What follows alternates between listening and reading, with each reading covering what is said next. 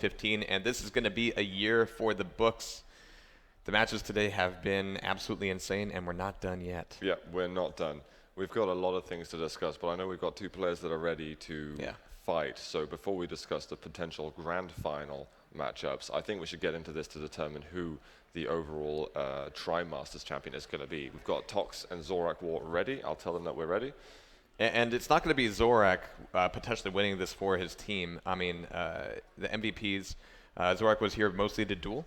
He's not going to be winning the TriMaster, but he has the opportunity to ruin the day of Toxic and MD. Yep, that's right. We're going into game right now. It's Toxic versus Zorak. Well, they spawn right next to each other, and Zorak's going to quickly vacate the area and get himself a red armor and sort himself out. Like that, he's using the little hop onto the stair ramp in order to save every last sprinkle of health. Actually, a fairly quiet opening in terms of damage. They haven't really seen much of each other yet, but Zorak's going to be able to get this rail. Always a potential first trap there on the railgun for the guy who spawned over on red armor. Not so much this time around. Zorak's going to be getting a little bit of pressure on the red itself, and he's able to MG Tox off of the red itself and get the grab, get the shot anyway, if not the frag. That was an excellent little move there from Zorak is going to go aggressive versus Tox. Now, there are a few things I thought I was going to see at QuakeCon. This isn't one of them. This is awesome for Zorak. He's getting control early on. He's just a rocket. He's going to get the first frag on Tox on Sinister. What is going on? Tox, you realize the championship is in your hands. You've got Lincoln, Wins, and Zyring staring at you, going, please take these maps and give us a secure victory. Oh man, and this is of course Zorak's pick here on Sinister, but with an early frag. I mean, that was a bit of an awkward play there from Tox. He was coming up over the top and didn't really seem to realize that Zorak was going to be there. And look at the excitement out of Zorak. I mean, it's kind of an easy one for him. There's no real team pressure from him. He knows that, you know, they're not going to be getting the TriMaster. He's going for it. He's going for it. He's going to get himself another kill. He's going to go 4-0 up on Tox here on Sinister. This is just mind-bendingly weird. It's insane, yeah. He's not going to be going up for the TriMaster. He's not going to be in the final due to a bit of a shaky second and third round. But here, Meltdown, the guys who we've interviewed time and time again, and rightfully so because of their performance in TDM and CTF, Zorak can ruin all of that. Oh, he's taking a big rocket though. He wants to get himself onto the Mega. He's going to get hit by a rail from Tox, which is going to hurt real bad. He drops down. Tox isn't going to be able to land the shot. There's a chance right now for some evasive maneuvers. One more rail, 11 health for Zorak. He's looking for a final shot. So damn close at the moment. Zorak does not want to throw away the lead that he's built for himself. It's been such an amazing first 2 minutes for him. And now he's got to back off. Of course, the 50 health by the rocket launcher will not be up and available. He's going to have to maybe necessarily give some item control to Tox right now. But he didn't die. I mean, he can still recover here and still be a force. Can I emphasize the peculiarity of this situation? It's weird, man. Zorak, he is the 20-year-old from Utah who picked up Quake Live 3 years ago, and he's currently 4-0 up in the first map against arguably one of the biggest legends of Quake. Yep, the guy's been doing work. This Suffice to say. This is extraordinary for Zorak. It's a little bit bizarre that he can't think about that. He can't think about what any of this means right now. He's got to focus on his game. Oh, don't worry. I filled up his head before the match. Just, yeah, you realize what you're doing here. So right now we had a bit of an awkward play there on red armor. Tox got a clean grab of it. Neither of them got that rail, but my god, Tox setting the ambush on yellow armor. Zorak did not look both ways before crossing that street. Yeah, he just didn't check. He just simply was not expecting that Toxic would put a trap on one of the yellow armor. It's a very peculiar thing to do. So that gives him a frag on the map and potentially a play here on the Mega. We had Zorak at the pickup, but he's got no options. He wasn't even able to take too many rails off of Tox at that point in the final moments of his life. Oh no, he's going to go down again. It's 3-4. Tox is making all those frags back almost as quick as Zorak got them. And Zorak, you know, you can't go onto major items straight away off your spawn. You've just got to assume that has your opponent got the time to get to that item from where they killed you, then just don't bother. Assume that it's theirs. More mass. I've had plenty enough of that today. But we've got Mega coming up in 5 seconds here, and Tox is setting up a little bit of pressure on this lower YA just to keep Zorak off his back. Meanwhile, Zorak's been able to take away the other YA and a few shards in order to kind of give himself something to work with. But he's having to back out of this fight now. The damage from Tox with the LG. Tox's LG always scary. We did have a rail right before Toxic took that frag, but he's also taken away red and yellow armor and another rail off of Zorak fresh off the spawn. Zorak has just been playing too close to him and he's been out of control. He's going for the 25 health ball and he's like, how the hell do I get back over? You don't. You go down. Once more. Now Tox has got the lead. What was a pretty surprising start to this has now returned to some sort of normality.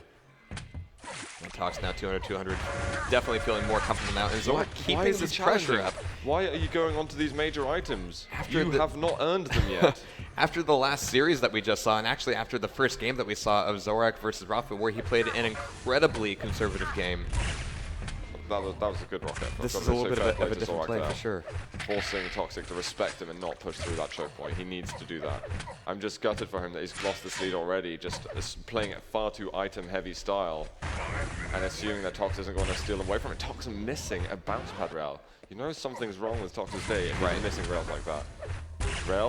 Red taken by Zorak, and 2 rails for that matter. Almost another. Tox looking for a Cypher rail here. And Zorak, what is he doing? Why is he playing so close? You know what I'm starting to wonder? Rafa's advice to Zorak earlier in the week was start to play the player more than you play the items. I wonder if Zorak interpreted that as play Rafa. Whoever you're playing against, just imagine that they're Rafa. 8-4. Tox has just been playing insta-give here with Zorak's head. And he's going to find it once again. I think Zorak there dropped from an upper platform. And you know, he's falling into all these traps. And Tox is just playing the map so rapidly. And Zorak just keeps on going to the big items. It's just nonsensical. I think maybe having that lead early on broke his mind a little bit. He put more pressure on himself having that lead than, you know, if he was just 0-0 or even that 1 or 2 frag deficit at the beginning. He's certainly been giving a lot of these away, and Tox is just now starting to make his hits work. As he's now 6 frags up, the same lead that, well, actually a little bit more than the same lead that Zorak had in the earlier half. He's still got time to pull this back, but he's really got to shift gears drastically to make something work. I'm just imagining this sort of sigh of relief on the heads of the rest of the meltdown bar guys. Just, oh my god, thank god he's managing to do this. I don't know. I still eager to see the rails that Zorak's hitting. 4 and 100. I mean, Tox has to be careful dropping down. He can take away the 25. Can Zorak come in and find an angle to put pressure on Tox as he tries to come in for this mega? Zorak's over on the water side right now, having been bounced over once, twice now. But look at his stack, it's still great, and takes the rail off of Tox. Just a little goodbye. I'll see you back over in the red room, and I'm sure he will.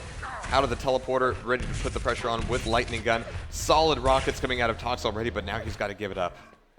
That's actually a really nice play from Zorak. It's a shame for him that he ran it into that rocket, but he's making some brave plays, and he's not sitting back and playing too passively. He's at least calculating on this occasion the right times to make him play on the items. Right. There was just that bad streak of, what, 3 minutes where he was just, you know, giving a... Yeah, when you're giving up 10 frags, that's too much. Just feeding him. So now Tox taking that mega. It's a trade of the mega for the red armor. We have 2.5 minutes left on the clock. Certainly doable for Zorak if he starts to play smart again, but it's really up to Tox now as well to not give these opportunities to Zorak. He's taking these nice little pot shots. And he's getting another rail. Oof. Or 2 health. Lucky for Tox, he landed just on the little water's edge, so he didn't take any crater damage. He's still incredibly weak. Tox is feeling that pressure, though. His movement's changed. He's a little bit locked up here. But he's also burning a lot of time off. And Zorak, he's waiting on the mega. Okay, and he drops... None of those plays made sense. Tox has just given Zorak a chance here in the last 2 minutes. That was exactly what Zorak wanted. That was an almost suicidal... Well, it was a suicidal move from Tox. Really thought he could get away with far too much just then. And Zorak's auto-hop needs to be turned off so that he can make it through the corridors. But this is a great stack for him. You can see the enthusiasm coming out again. Let's see if he can use it effectively in the last minute and a half. Certainly doable if he can start to chain some spawns, but he has to find Tox first, and that's why I said it's up to Tox now to not hand Zorak these same situations that Zorak gave Tox earlier on. Oh, Zorak missing that rail shot. Maybe he would have wanted to switch to a different weapon, and LG could have done some good magic, but he finds Tox. Tox is going to be able to make it up. We've got 1 rail from Zorak. He needs to find another shot over here. And Tox is going to edge away. He just wants to survive at this point and secure this first map victory. And Zorak doesn't want to give away this red armor either. Oh! Hi. Okay. Lovely job, So in that situation, maybe, you know, take red instead. Maybe. that might be it. I think really Zorak, I mean, he was forced to do something crazy there with only 60 seconds left to make up 5 frags. How different is this Even if it's just a 1% chance, you've got to go for it. Yeah, exactly. But how different is this from the Zorak that we saw play against Rafa? Out of position, out of armor, out of health, but still taking consistent rails against Rafa in the in Sinister here. Honestly, it's because he started thinking about being in the lead versus Tox. That is absolutely it. Oh, 4-0 that's it, huh? within a minute and a bit. Psych himself out? No, completely. Yeah. And it's something that's very common to players who are fairly inexperienced in the LAN environment. This is his second QuakeCon, but when you've got a lead against someone who's got the history and the status like Tox, and we did no mention matter how this he's performing when he was playing against Rafa, where he's a pretty chill guy. He's not easy to fluster, but there's some biological sense, and a lot of it is, like you said, experience. Yeah, absolutely. Because if he was actually playing his game, then he would definitely not have leaked the items. He definitely wouldn't have felt that he deserved the major items when he was on a starting stack with few weapons and few other resources around. Still a really nice starting performance of Zorak, and Tox winning that 11-5, and looking good for him in map 1 of this series. But it's going to be map 2 over to Blood Run or Blue Run. Blue Run. Over on top.